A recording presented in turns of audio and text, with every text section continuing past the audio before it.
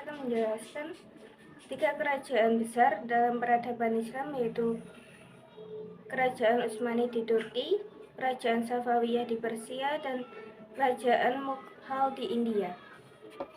Sebelum ke sesi tanya jawab, saya akan menjelaskan sedikit tentang peradaban Islam. Peradaban Islam berpusat di beberapa daerah seperti Baghdad, Bukhara, dan Andalusia.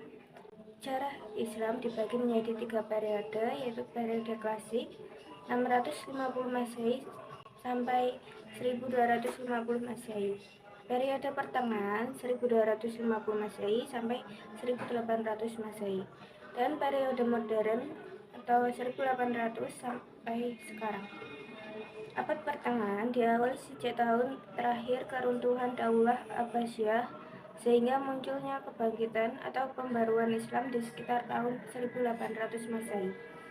Kemudian, periode pertengahan dibagi menjadi 2 periode, yaitu masa kemunduran 1 atau 1250 Masehi sampai 1500 Masehi, dan masa 3 kerajaan besar atau 1500 sampai 1800 Masehi.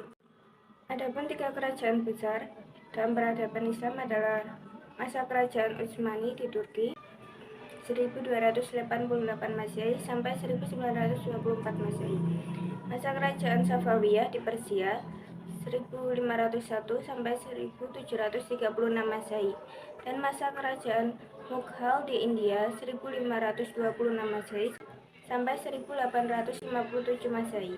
Jelaskan apa itu Kerajaan Turki Utsmani. Kerajaan Turki Utsmani merupakan kekhalifahan yang cukup besar dalam Islam dan memiliki pengaruh yang signifikan dalam perkembangan Islam di Asia, Afrika, dan Eropa selama berabad-abad.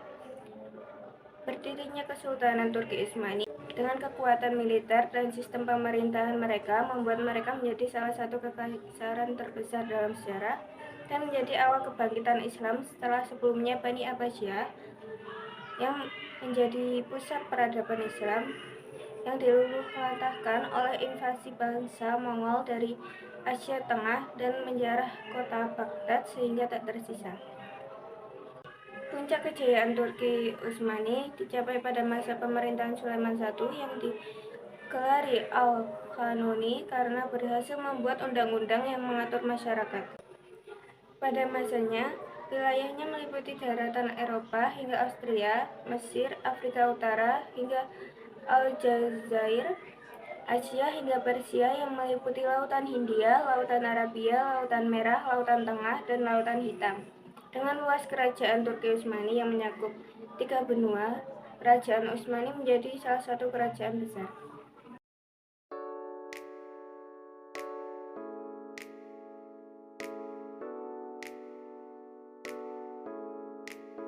Apa saja penyebab kehancuran Kekaisaran Turki Utsmani? Kehancuran Kekaisaran Turki Utsmani melibatkan sejumlah faktor yang kompleks, beberapa di antaranya termasuk pelemahan militer.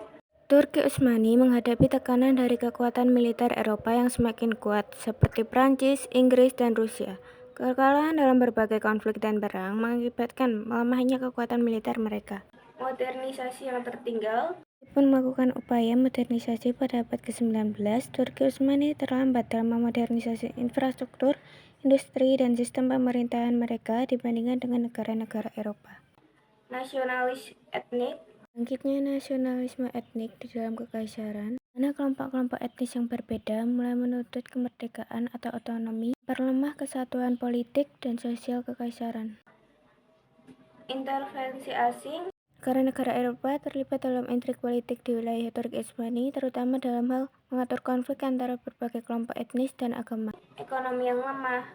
Kekaisaran Turki Utsmani menghadapi masalah ekonomi yang serius, termasuk utang luar negeri yang tinggi dan ketidakmampuan untuk memodernisasi sektor ekonomi mereka. Perubahan sosial dalam masyarakat Turki Utsmani, termasuk urbanisasi yang cepat dan penggeseran nilai-nilai tradisional, juga mempengaruhi stabilitas kekaisaran. Kombinasi faktor-faktor ini bersamaan dengan tekanan eksternal dan internal yang terus-menerus berkontribusi pada akhir dari Kekaisaran Turki Utsmani pada awal abad ke-20.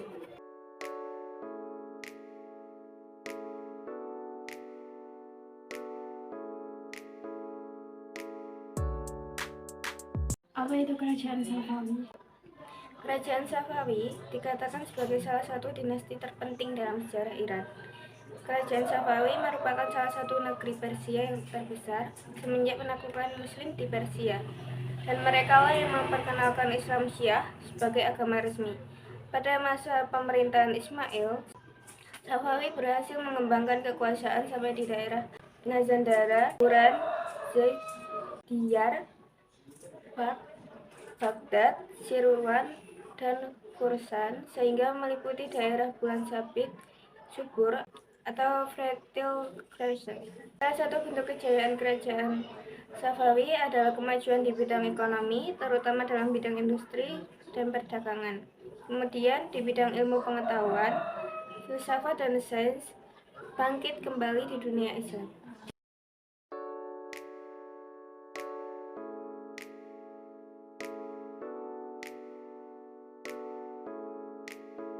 Sebutkan faktor kehancuran kerajaan Safawi. Kerajaan Safawi seperti kekaisaran lainnya mengalami berbagai faktor yang menyebabkan kehancuran dan penurunan kekuasaannya. Beberapa faktor utamanya termasuk 1.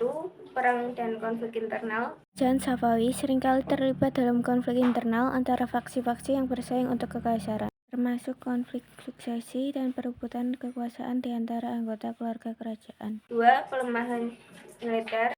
Kekalahan dalam pertempuran, terutama melawan bangsa-bangsa tetangga, seperti Kesultanan Utsmaniyah dan dinasti Afsarid, melemahkan kekuatan militer Safawi dan memperlemah kedudukan mereka di wilayah tersebut. 3. Perubahan geopolitik.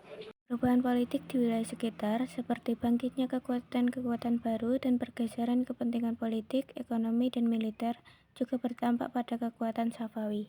4. Krisis ekonomi. Krisis ekonomi termasuk penurunan pendapatan dari perdagangan, pengeluaran militer yang tinggi, dan masalah internal dalam administrasi dan pajak. Semuanya menyebabkan ketidakstabilan ekonomi yang merusak kekuatan Safawi.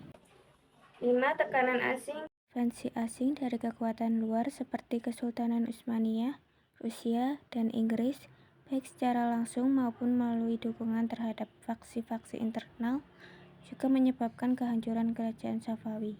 6. Pemberontakan dan ketidakpuasan sosial. Pemberontakan dan ketidakpuasan sosial dari berbagai kelompok etnis, agama, dan suku wilayah kekuasaan Safawi, termasuk Kurdi, Arab, dan Azerbaijan, juga mengancam stabilitas kerajaan.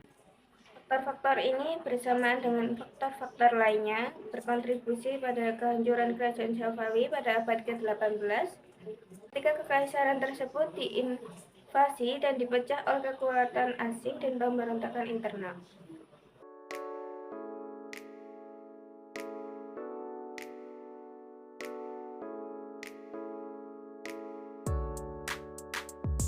Jelaskan secara singkat apa itu kerajaan Mughal. Kerajaan Mughal merupakan kerajaan yang didirikan oleh Zahiruddin Babur 1482 Masehi sampai 1530 Masehi. Kerajaan tersebut terletak di India dan beribu kota di Delhi. Keberhasilan ekspansi militer menandai berdirinya Mughal sebagai kerajaan besar. Pada bidang ekonomi, kerajaan Mughal mengembangkan sektor pertanian, pertambangan, dan perdagangan. Sumber utama finansial kerajaan Mughal tertumpu pada sektor pertanian. Pada bidang seni dan ilmu pengetahuan, kerajaan Mughal berhasil dalam bidang arsitektur. Salah satu puncak karya arsitektur pada masa tersebut adalah Taj Mahal.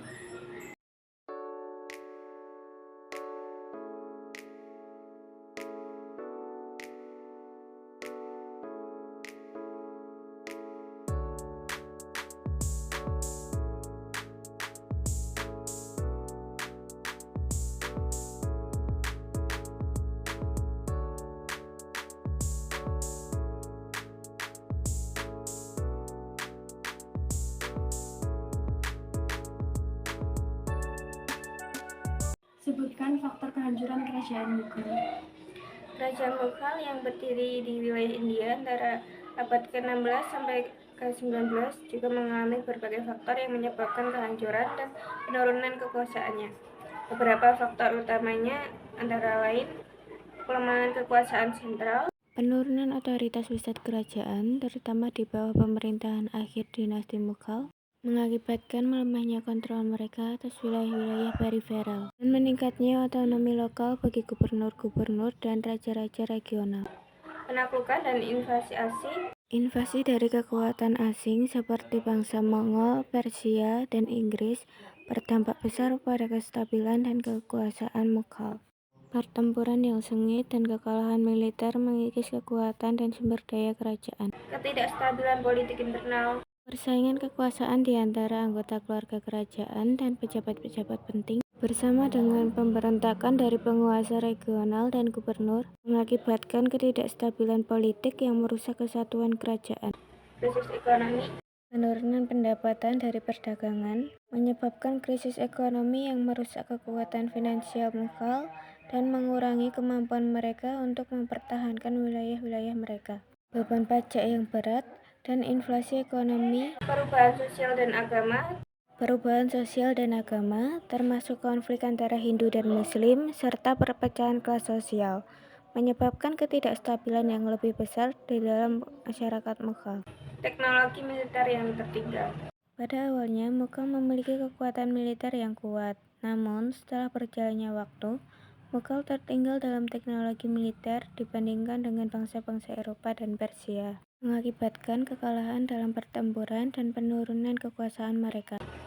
Faktor-faktor ini bersamaan dengan faktor-faktor lainnya berkontribusi pada kehancuran kerajaan Mughal pada abad ke-18 ketika mereka kehilangan kendali atas sebagian besar wilayah India dan digantikan oleh kekaisaran-kekaisaran regional yang penting.